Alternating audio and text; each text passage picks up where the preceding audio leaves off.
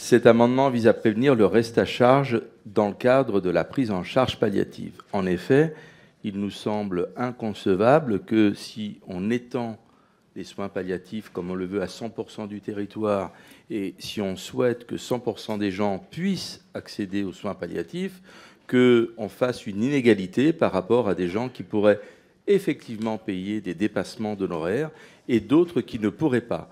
Face à la difficulté de la mort, il nous semble évident qu'il ne doit pas y avoir de dépassement d'honoraires.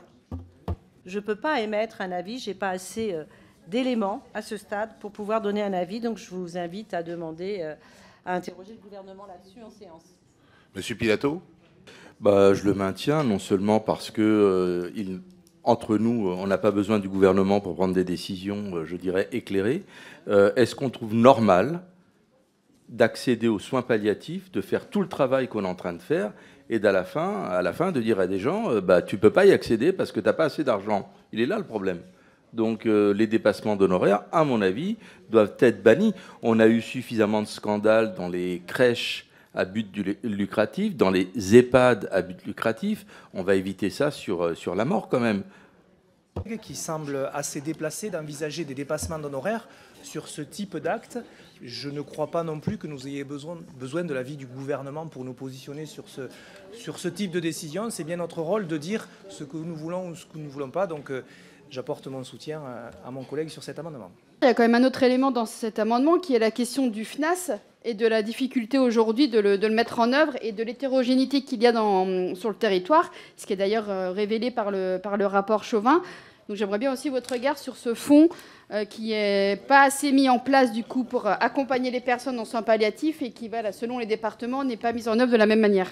Il n'y a pas de secteur privé hospitalier pour les soins palliatifs. Donc il n'y a pas de raison. Les gens, ils sont pris en charge. Il y a nécessairement peu de dépassement, voire pas de dépassement d'honoraires, étant donné que les praticiens ne sont pas en libéraux. Je sors de mon rôle de président, mais moi, je n'ai pas connaissance d'existence de libéraux sur ce domaine. S'il n'y a pas de libéraux, il n'y a pas de dépassement d'honoraires, et donc il n'y a pas cet amendement. Non, juste partager ce qui vient d'être dit. À partir du moment où il y a des cliniques privées qui ont des lits en soins palliatifs, on n'a absolument aucun élément qui nous permet de constater s'il y a ou pas dépassement d'honoraires.